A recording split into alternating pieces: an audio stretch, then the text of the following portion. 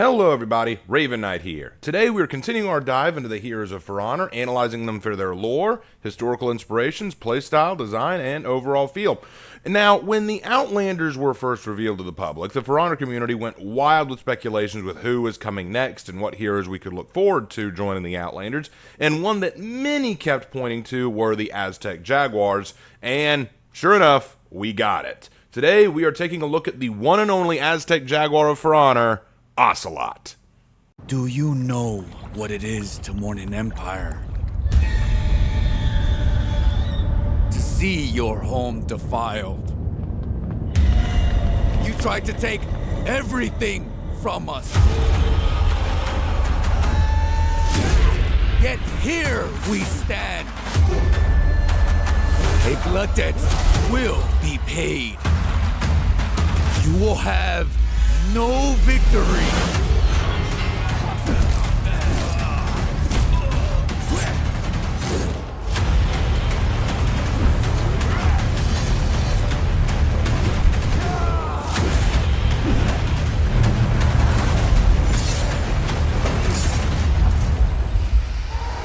The Ocelotl will hunt you across oceans, across the underworld. You will know our pain, but you'll never hear us coming. All you will hear is your own scream.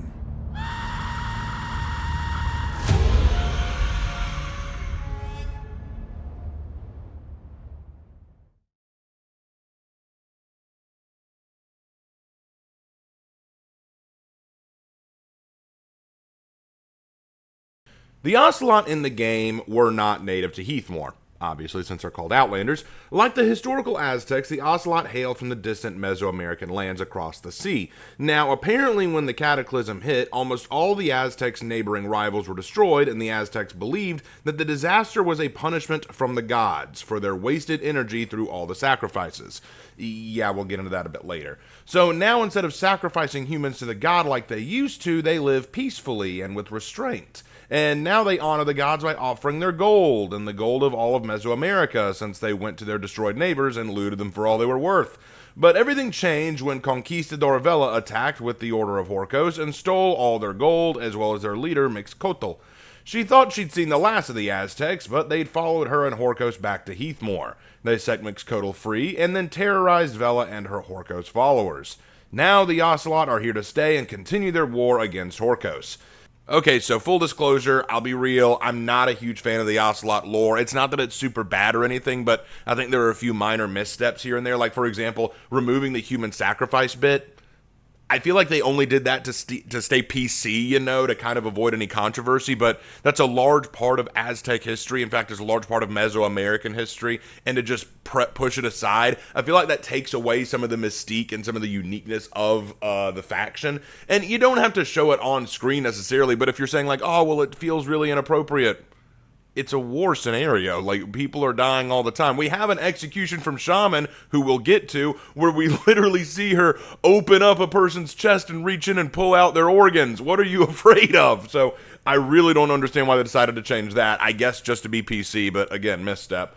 The other thing I'm not a big fan of is the fact that their whole lore revolves around revenge. The whole thing of just showing up because Horkos did something bad, and now they want to get revenge on Horkos, which I'm like, okay, didn't you do this with Aphiro wanting revenge on Horkos? Didn't you do this with Medjai wanting revenge on Bullthorn? It felt like at this point, with the exception of Pirate, all the Outlanders that were revealed were all just here because someone messed with them, because they were living happy, peaceful, very no trouble life. And then along comes someone bad, and now they're involved, and now they want revenge. And then further, they don't have a way to get back home, apparently, or they don't want to go home for whatever reason. So, if I'm being honest, Ocelot's lore is pretty weak. But, hey, you know what? We know their lore. We pretty much know what they're all about here. So, now that we know the lore of the characters, let's talk about the history.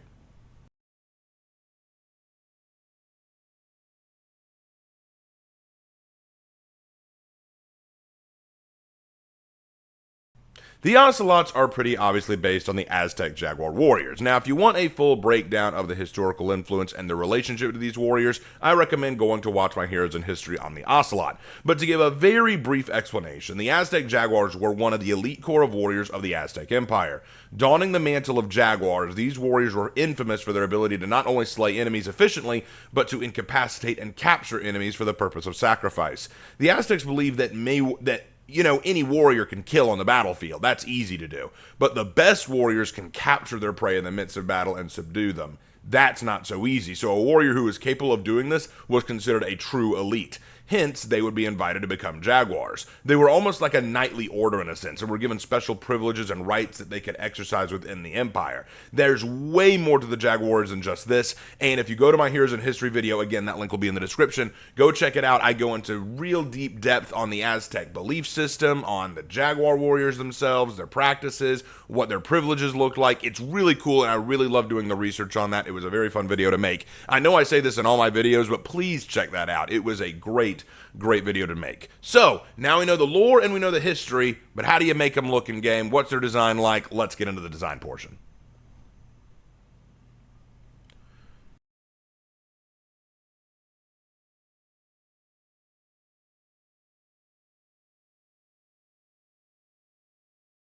The Ocelot is a relatively recent hero, and as a result, they haven't had many new outfits or designs come out. But the Ocelot is neat because they are one of the few characters in the cast who can make any color pattern look honestly awesome. Even the more bright, flashy, colorful, and gaudy color patterns really look good on them, and I think this is because of the feathers and natural ornaments placed on the headpieces that make the colors look vibrant. One thing that's unique about Ocelot is so much of their armor, like the shamans, I would say, is very much based on natural organic matter. Like you have feathers, you have cloth, you have a lot of rope, you have a lot of wood and stuff like that. And I think that what you get from that is the opportunity to look very unique from other characters who just wear steel and metal on everything. Now, I personally lean more into the Jaguar look, the default look where they're wearing the pelt of a Jaguar. Now, full disclosure, this isn't the way an actual Aztec Jaguar would dress. They wouldn't just wear the skin of a Jaguar. They'd have it, but they'd have a helmet on. They'd have a helmet shaped like a Jaguar head, kind of like what we see from the eagle motif.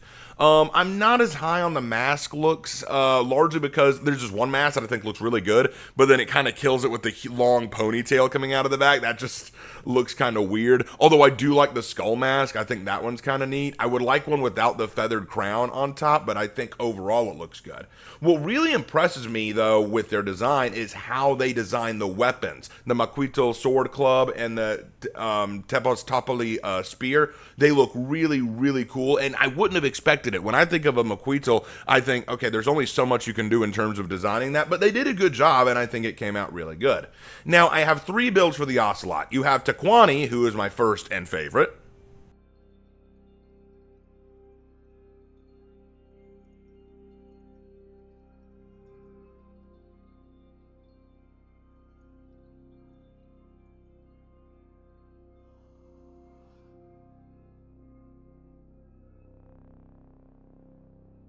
You have Yaquika, the skull.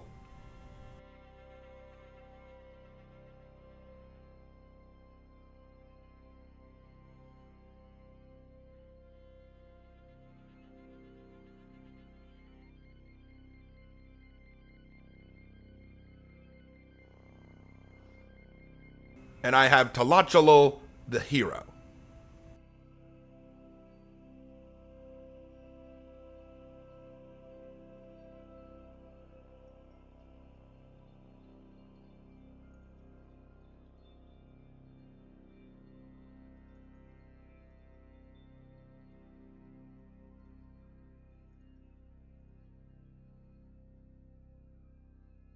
So these were just 3 designs that I thought looked really cool, and I thought that they came out very nice. Because like I said, I don't think his design or his drip is bad in any sense. In fact, like I said, I think that their drip can be absolutely immaculate when handled correctly. So I had some fun making these characters. But now getting into their executions, Unfortunately, Ocelot, like I said, is relatively recent, so he only has 5 executions right now. So looking through them and deciding which is my favorite and least favorite was a little tricky, but I did have my option. My favorite is Lethal Pounce. I think Lethal Pounce is such a cool execution. Now, I do have some issues with the idea that he throws the Moveset instead of the spear. I feel like the spear is more of an obvious throwing tool, but you know what? It still looks so good. I love the throw. I love the leap into the air and then the pounce. That, to me, embodies everything that I want to see in an Aztec Jaguar. The ferocity, the animalistic attitude, the scream of the roar of passion as he attacks. That to me is sick. The biggest misstep though is just the time it takes to take your weapons out of him. I mean, you're in the middle of a fight, dude. They're down. Pull out your damn weapons. But yeah, that is my favorite, bar none. It's such a good execution. My least favorite is Skewered Prey. I am not a fan of Skewered Prey. That one to me is really weak, largely because, okay, so you use your Moveset to cut out their leg. This launches them into the air somehow, and then they fall without any problem right through your spear, and then that doesn't kill them. You then have to take your Moveset and cut their throat, and that's what finally kills them. I'm kind of like, what was the point of skewering them on your spear if you were just going to cut their throat anyway? You already have 2 other executions where you cut their throat. The Moveset Sword Club is supposed to be this weapon that rips through flesh. It's supposed to tear out your flesh and sinew. Here it's just, a little cut right there. It's like, what was that? This one's a bad one. This is a bad execution. It's really not good. So I'm not a fan of that one. And that is the design and execution stuff we have to look over for Ocelot. But of course, what y'all really want to hear is, how do you play Ocelot? I'm going to be real, it's not nearly as hard as you think. Ocelot's one of the easiest characters to pick up in the game. Why do I say that? Well, let's get into the moveset.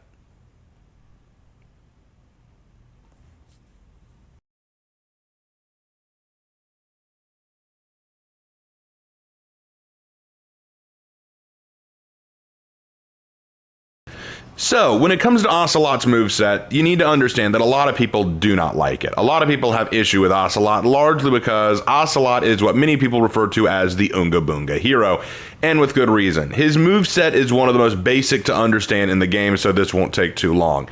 Ocelot's moveset is pretty clear cut. He has the potential to go into an infinite combo, as long as each attack he throws is different from the last one he throws. So, Ocelot has access to a light, a heavy, a zone, and a forward bash. As long as you do an attack that is different from the last, you can keep going. So, light, bash, heavy, zone, light, bash, heavy, light, heavy, heavy. Now, if you notice, that last heavy was unblockable, which brings us to the point that I want to make. If you follow up an attack with the same kind of attack, then the property of that second attack will change. So, if you do 2 lights in a row, the second light will come out faster. If you do 2 heavies in a row, the second heavy will be unblockable. If you do 2 bashes in a row, you will grab your opponent by the throat, cut them, and send them backward, which is a displacer and can be used for ledging. And if you do 2 zones in a row, you will throw your second zone from the other side, and you will get hyper armor a lot earlier, so you can trade the blow. So as you can see, this makes Ocelot pretty easy to understand. Just keep throwing attacks again and again and again until you get an opportunity to mess with someone by changing the property. Now, one thing you do need to know is that the bash is not a free combo flow after a whiff. So if I throw a bash, hold on, let me get further away. I can't do anything afterwards. So, Lark, I want you to dodge me. 3, 2, 1. There's nothing I can do. So guard break me after I do it, okay? 3, 2, 1. And I'm totally exposed to that. Kind of stinks, doesn't it? But it's kind of necessary because in the past he could whiff and then just follow up into a free flow. He can't do that now. Now, that's one thing to keep in mind about his moveset so that you don't get caught with your rear end hanging out. Now, the other thing that I want to tell you guys about Ocelot, and it's probably the only thing I can really tell you about him in terms of moveset, is this. Just like Nobushi and Zhongjun, he has a backstep. In this position, he can move around, he can kind of shuffle about, but he has no guard, which means he's vulnerable. From this position, he can get out of it by letting go of the analog stick or letting go of the cursor. Or you can hit your heavy attack and do a pouncing move. Now here's the thing about this pouncing move that I absolutely hate. If you throw it, it has no hyper armor, which means that it can be canceled. And it also is dodgeable, bro, if you wouldn't mind. And it can be parryable too. So the point that I'm making is this move is kind of useless. If it had hyper armor, or if it was undodgeable, or if it gave you like a stealth property, that'd all be kind of neat. But as it stands, it's kind of useless. It is honestly kind of useless if I'm being honest. Yeah, I only use it when I'm in a gank and I'm in a situation where my opponent doesn't know I'm there, and I can kind of surprise them with it. Because the only neat thing about this move is that it provides 2 attack types. So it'll hit once for 16 and then drag out for an extra 8, doing a grand total of 24 damage, which is nice. But it needs to land, and if it's that easily parried or dodged or evaded or even canceled with a light attack or a heavy attack, I mean, what's the point of it? You know what I'm saying? So yeah, like, the move exists. Also, you can't even bait with it because it's not cancelable. I can't cancel it to try to do something else. So yeah, unfortunately, I'm not a huge fan of the Ocelot moveset. Now, I will give you a little bit of advice with him. One thing that I think a lot of people don't do, and they should, is remember to cancel some of your attacks. You can bait your opponent with that unblockable, so throw it, but then cancel and catch with a guard break. Also, I would bait people by feinting a bash, like baiting them, like so dash forward like I'm gonna do a bash, but instead I don't do anything and catch them with a guard break. And another little trip, I learned this from watching John DeLiner's video, so I'll bring it up here. Notice how the left side heavy and the zone have very similar animations. So sometimes you can throw people off, and when they try to time it right, like parry you or attack you or light you out of it, the zone will have hyper armor, and they have no idea what's coming. So that's a little bit of advice I offer you. But other than that, there's not a lot left to Ocelot other than his feet. So without further ado, let's talk about those feats. I know I don't normally do this, but Ocelot's feats are things we need to talk about, particularly his first and fourth. So let's talk about those. So to demonstrate Ocelot's feats, I've brought my brother into a Dominion map so that the feats could be used, because Ocelot's first and fourth feat are so interesting that you can't talk about Ocelot without going into them. The first feat fundamentally is a very strong, very unique, an all-around game-changing feat. If you have an Ocelot on the enemy team and they're using this feat, you have to be careful of everything on the map. You need total map control to counter this. So I will now explain how this works. Under normal circumstances, when you go down in a fight in Dominion, you fall, you wait a few seconds, and then you respawn in the respawn zone with full health and get right back to work. But with this feat, things change. So I'm going to allow my brother to kill me. Go ahead, bro.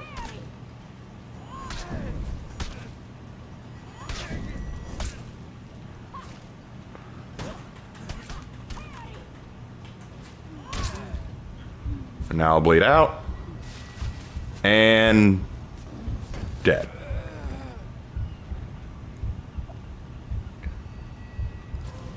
Once I die, though, well, call me Danny Phantom, because I'm a ghost. That's right, guys. The first feat makes it so that you come back and can wander around the map freely. I can run all over as I want to, my health gradually regrowing as I do. And as long as I am not near minions or near my teammates or near my opponents, I can respawn anywhere with however much health as I have. So for example, I could respawn right here and be totally fine. So boom. And as you can see, I came back with the exact amount of health that I had while I was recharging. Now, let's talk about that fourth feat, because I think it is also incredibly important to talk about. The fourth feat fires a spear with a rope at the end of it at your opponent, bleeding them and pulling you to you scorpion style, and it gives you a free guard break and ledging opportunity. So, let's demonstrate.